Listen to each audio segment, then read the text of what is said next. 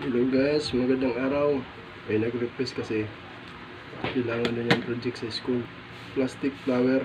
Yung mga nauuso ngayon, yung dati. Yung katulad dito. Ayan. Bulaklak. Simple lang. Tuturo ko sa inyo step by step kung paano paggawa nito. Unang-una, plastic bottle.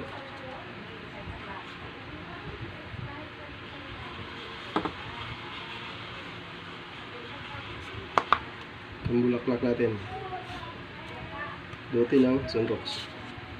Yung pampakulay natin. Yan. Mismo. Bote ng mismo. Kulay orange. So, gamitin natin. Isang gunting lang naman.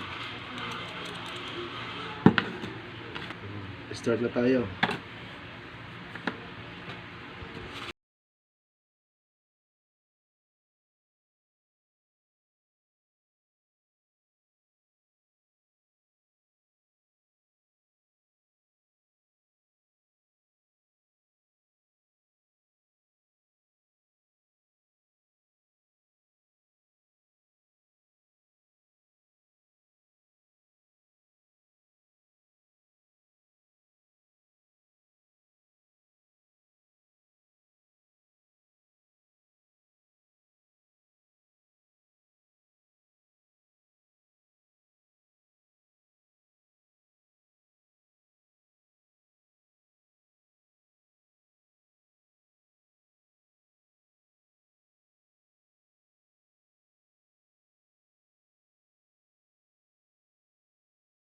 Ikabit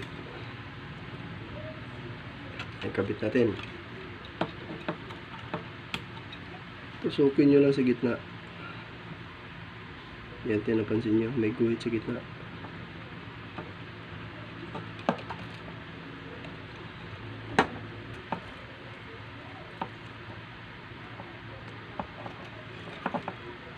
Ayun, pasok na.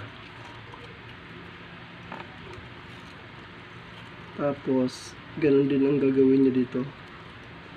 Lalagyan nyo rin ng butas. Ganun din, suksok mo. Suksok mo lang.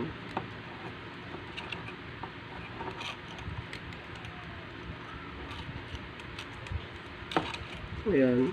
Ayan, pasok na. Ito, kaya biniyak natin to. Ito yung design natin. Yan na, pang lock natin. Oh. May lock sa baba. Ayan, hiniwan natin ng apat. May lock sa baba para hindi siya mahulog. May lock din sa ibabaw para hindi siya tangay. Ayan. Okay. Pasok natin yung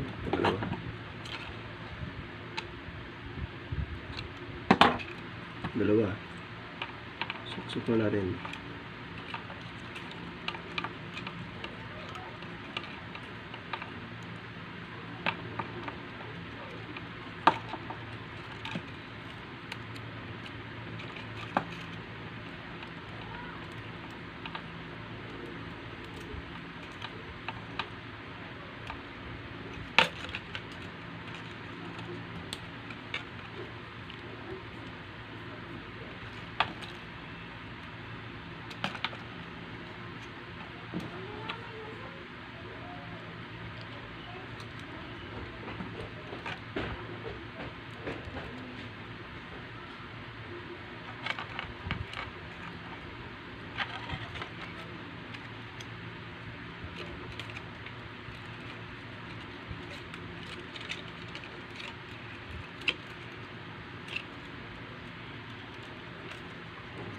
Yan.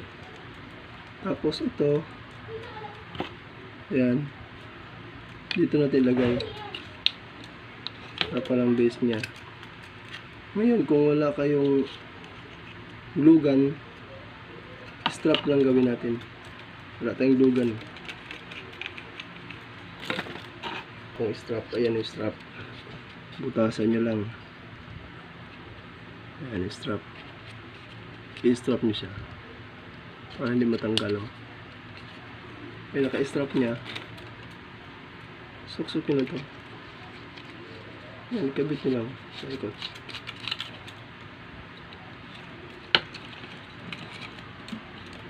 Ay, meron na tayong design. Teka lang. Para mas maganda.